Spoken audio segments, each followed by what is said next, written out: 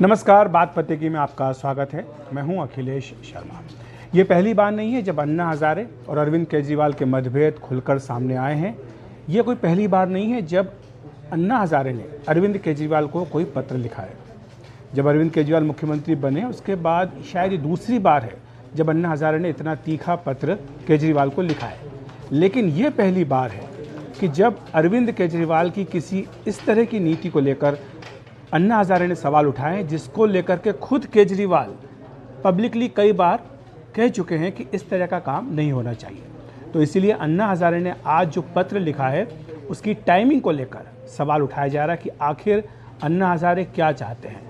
जो पहले से ही मुसीबत में दिल्ली सरकार है, क्या उसे और एक बड़ी मुसीबत की ओर धकेलना चाहते हैं, या फिर शराब नीति के मुद्दे पर अरविंद केजरीवाल के दोहरे मानदंडों को जनता के सामने लाना चाहते हैं।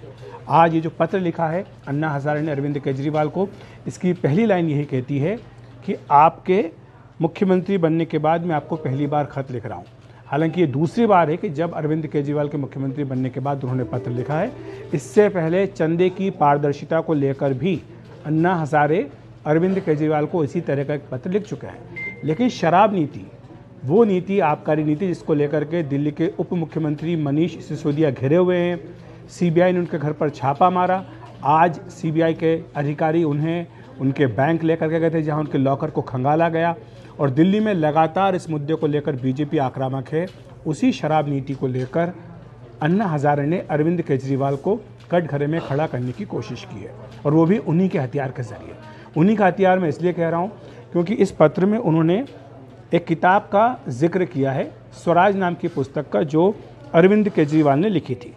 इसमें उन्होंने तमाम बातें जो लिखी थी उसमें साथ साथ ये भी लिखा था कि किस तरह से जो शराब की दुकानें हैं वो राजनेताओं की सिफारिश पर या अधिकारियों के द्वारा लाइसेंस दे दिया जाता है। तो यानी वही आरोप जो आज आबकारी नीति को लेकर लग रहा है, उसी को लेकर के अन्ना हजारे ने अरविंद केजरीवाल पर सवाल उठाए हैं, वो भी उन्हीं के शब्दों में कि आपकी ही स्वराज पुस्तक में आपने ये बात लिखी थी, और उस पुस्तक की प्रस्तावना भी अरविंद केजरीवाल के कहने पर अन्ना हजारे ने ही लिखी थी। साथ ही उन्होंने लिखा था कि शराब की दुकान खोलने का कोई लाइसेंस तभी दिया जाना चाहिए जब ग्राम सभा इसकी मंजूरी दे दे, और ग्राम सभा की सम्मानित बैठक में वहां उपस्थित 90% महिलाएं इसके पक्ष में मतदान करें, तभी ये शराब खोलने की दुकान खोलने की अनुमति वहाँ पर दी जानी चाहिए। ये अरविंद केजरीवाल ने अपनी स्वराज नाम की पुस्तक में लिखा था। तो इसके बाद अन्ना हजारे आगे लिखते हैं कि जो बातें आपने आदर्शवादी लिखी थी इस किताब में, इसके बाद आपसे बड़ी उम्मीदें थी, लेकिन लगता है कि राजनीति में जाकर मुख्यमंत्री बनने के बाद आप अपनी आदर्श विचारधारा को भूल गए। इसलिए दिल्ली में राज्य सरकार ने इस तरह की शराब नीति अपनाई है जिससे लगता है कि शराब की बिक्री और शराब पीने को बढ़ावा मिल सकता है। गली गली में शराब की दुकानें खुलवाई जा सकती हैं और भ्रष्टाचार को बढ़ावा मिल सकता है। इसके साथ ही अन्ना हजारे ने काफ़ी तीखी टिप्पणी भी अपने पत्र में की है। उन्होंने कहा है कि जिस प्रकार शराब का नशा होता है उसी प्रकार सत्ता का भी नशा होता है, और आप सत्ता के नशे में डूब गए हैं ऐसा लग रहा है। तो ये अन्ना हजारे ने एक गंभीर आरोप अरविंद केजरीवाल पर लगाया है। हालांकि ये कोई पहली बार नहीं है कि जब अरविंद केजरीवाल के बारे में या आम आदमी पार्टी के बारे में अन्ना हजारे ने इस तरह के शब्दों का, कड़े शब्दों का प्रयोग किया है। हम सब जानते हैं कि जन लोकपाल आंदोलन को लेकर जिसकी अगुवाई अन्ना हजारे ने की थी, वो उस आंदोलन का चेहरा थे। उसमें योगेंद्र यादव, प्रशांत भूषण, अरविंद केजरीवाल, मनीष सिसोदिया, तमाम तरह के जो लोग हैं वो उस आंदोलन से जुड़े थे। और उसके एक साल बाद जब ये आंदोलन समाप्त हुआ था 2012 में, अरविंद केजरीवाल, मनीष सिसोदिया और अन्य लोगों ने मिलकर आम आदमी पार्टी बनाई थी। और तब अन्ना हजारे ने कहा था कि हमारा मकसद ये नहीं था कि हम राजनीतिक पार्टी बनाएं और राजनीति में आएँ। लेकिन उसके बाद से ही एक के बाद एक ऐसी कई चीज़ें हुई हैं जब अन्ना हजारे कभी गर्म तो कभी नर्म नजर आए हैं अरविंद केजरीवाल के ऊपर। 2013 में आप जानते हैं कि पहली बार चुनाव लड़ा था यहाँ पर आम आदमी पार्टी ने, और बाद में कांग्रेस के सहयोग से सरकार बनाई थी, बाद में इस्तीफा भी दे दिया था। लेकिन 2014 में जब उन्होंने लोकसभा का चुनाव लड़ा और जिस तरह से लड़ा, उसके बाद अन्ना हजारे नाराज़ हुए और उन्होंने अरविंद केजरीवाल को सत्ता का भूखा बताया था।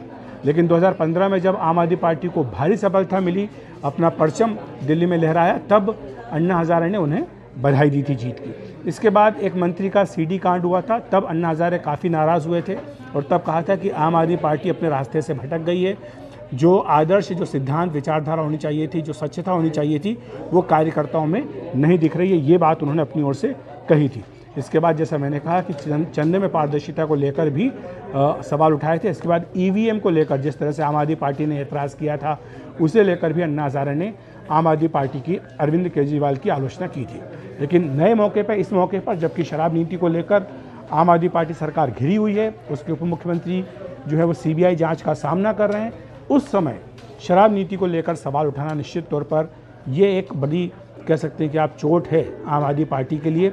और हम ये देखते आए हैं कि जब जब अन्ना हज़ारे कोई मुद्दा उठाते हैं, जब हमला करते हैं आम आदमी पार्टी पर, तो आम आदमी पार्टी इसका जवाब नहीं देती है। वो लिहाज करते हैं, ऐसा बोलते हैं, क्योंकि गुरु मानते हैं अरविंद केजरीवाल अन्ना हज़ारे को। लेकिन अगर अन्ना हज़ारे इस तरह के सवाल उठा रहे हैं और वो भी इस टाइम पर जबकि काफ़ी दिक्कतों में है, ये मुद्दा काफ़ी चर्चा में है और आम आदमी पार्टी इसको लेकर परेशानी में है, तब अगर अन्ना हज़ारे इस बात को लेकर कह रहे हैं तो निश्चित तौर पर ये आम आदमी पार्टी की परेशानी को बढ़ाता है। बात पति की में इतना ही। नमस्कार।